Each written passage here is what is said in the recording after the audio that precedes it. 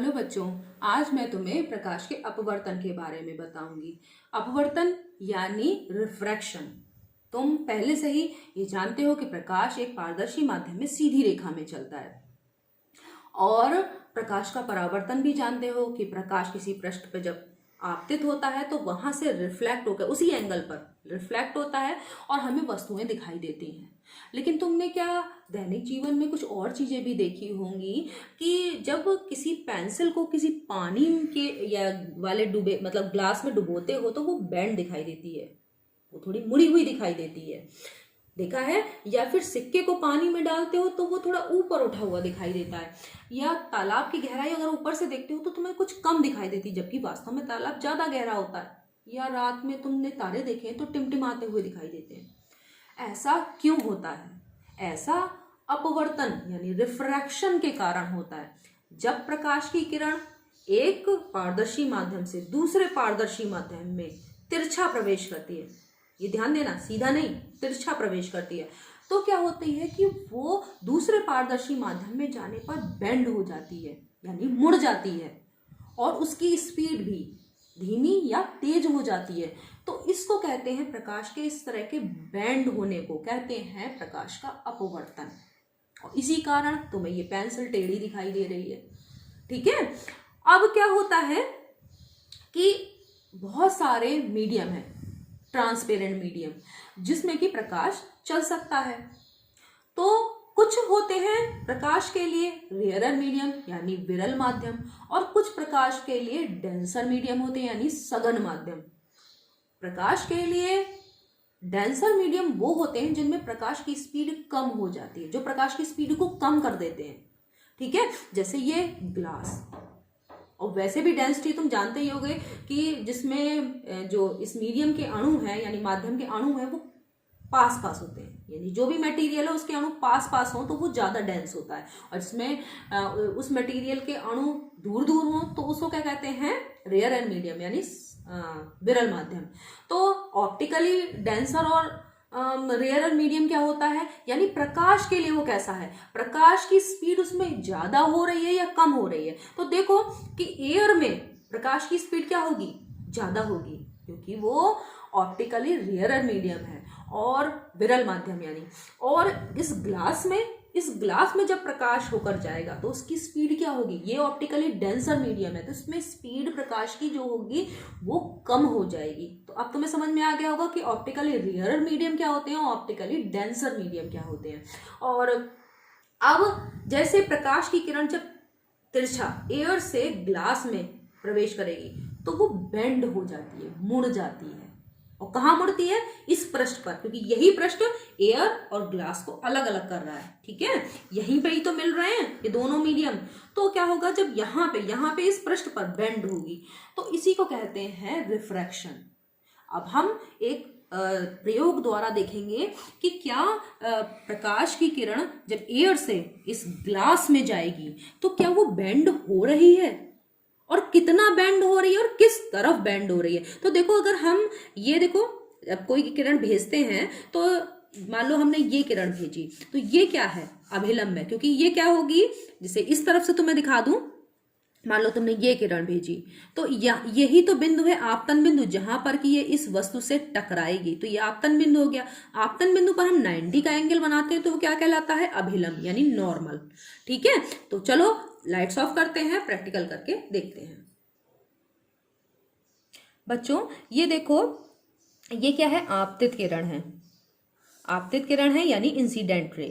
तो ये देखो आपतन बिंदु है, ये दिखाई दे रहा है जहां पर कि ये इससे ग्लास से टकरा रहा है। अब आपतन बिंदु के आगे जब ये ग्लास में ये रे जो है आपतित किरण जो प्रवेश करेगी तो देखो क्या ये बेंड हो रही है और किस तरफ बेंड हो रही है। ये देखो मैंने बताया था नॉर्मल, ठीक है, यानी अभिलंब। तो क्या अभिलंब की तरफ बेंड हो रही है या दूसरी तरफ बेंड हो रही है? ये क्या है?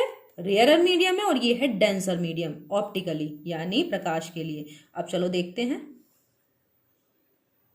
ये देखो दिखाई दे रहा है ये किस तरफ बेंड हो रही है? ये नॉर्मल की तरफ यानी अभिलंब की तरफ बेंड हो रही है। और ये कौन सी है? रिफ्रैक्टिव रे। ठीक है। और ये जो नॉर्मल से ये एंगल बन रहा है, जितनी ये बेंड हो रही है, वो एंगल है एंगल ऑफ रिफ्रैक्शन। तो इसमें तुम्हें दिखाई दे रहा होगा कि एंगल ऑफ इंसिडेंट जो है वो बड़ा है और एंगल ऑफ रिफ्रैक्शन छोटा है, क्योंकि ये कौन सा है, ऑप्टिकली डेंसर मीडियम है। तो ये किधर मुड़ रही है, अभिलंब की तरफ मुड़ रही है।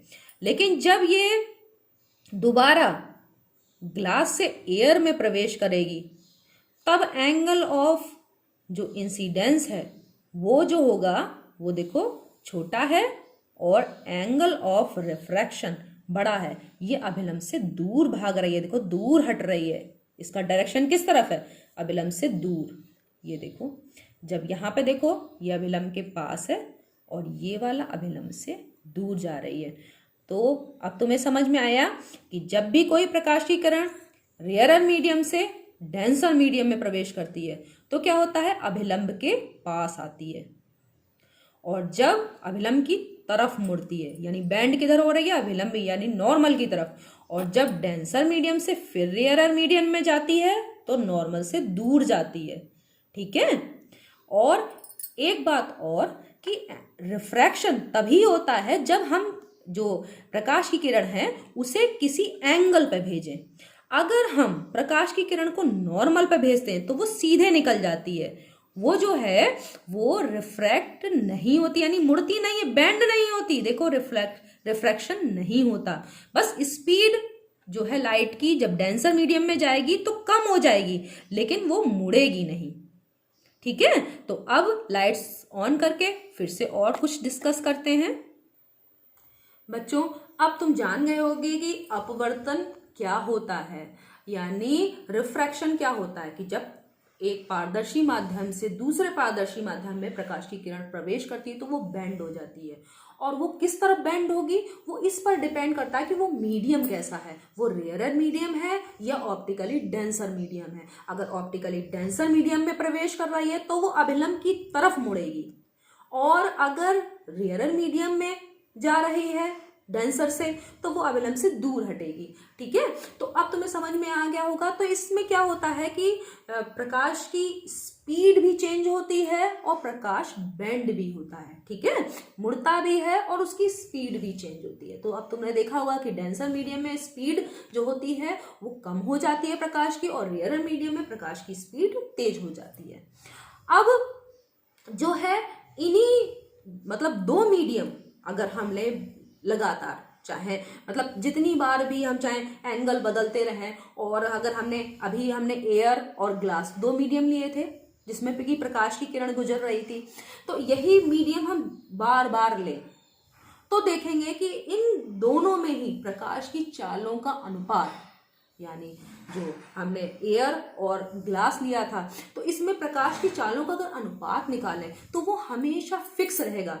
मीडियम हमें चेंज नहीं करना, ये नहीं लेना कि हम एक बार एयर लें और ग्लास लें और अगली बार में एयर और वाटर ले लेते हैं, तब इनकी चालों का अनुपात यानी स्पीड्स का जो रेशियो है वो चेंज हो जाएगा। लेकिन अगर हम हर बार एयर और ग्लास ही लें तो इनकी स्पीड का जो रेशियो है वो फिक्स रहता है। इसी को कहते हैं अपवर्तनांक। ठीक है, एक माध्यम का दूसरे माध्यम के सापेक्ष अपवर्तनांक वो होगा। अगर हम एयर और ग्लास ले रहे हैं तो वो हमेशा फिक्स रहेगा। तो अपवर्तनांक यानी रिफ्रैक्टिव इंडेक्स क्या नापता है कि वो क्या है, दो माध्यमों में, दो पारदर्शी माध्यमों में जिसमें प्रकाश चलता है उनमें प्रकाश की स्पीड का अनुपात वो फिक्स रहता है। और ये भी नापता है कि प्रकाश कितना मुड़ रहा है, कितना बेंड हो रहा है। तो तुम्हें समझ में आ गया होगा कि अपवर्तन और अपवर्तनांक क्या है, और ये भी समझ में गया होगा कि तारे टिमटिमाते या झिलमिलाते क्यों हैं, अपवर्तन के कारण। पता है क्या, क्योंकि जो हमारा ये एटमॉस्फेयर है उसमें गर्म ठंडी हवाएं बहुत सारी चलती रहती हैं, तो मीडियम चेंज होता है, तो प्रकाश क्या होता है, बार बार बेंड होता है। तो बार बार जब बेंड होता है तो क्या होता है, कभी हमें हमारे आंखों तक प्रकाश आता है, कभी नहीं आता, तो हमें लगता है कि तारे झिलमिला रहे हैं, टिमटिमा रहे हैं, है ना, जबकि ऐसा वास्तव में होता नहीं है, लेकिन हमको इस तरह का आभास होता है। तो अब तुम समझ गए होगे।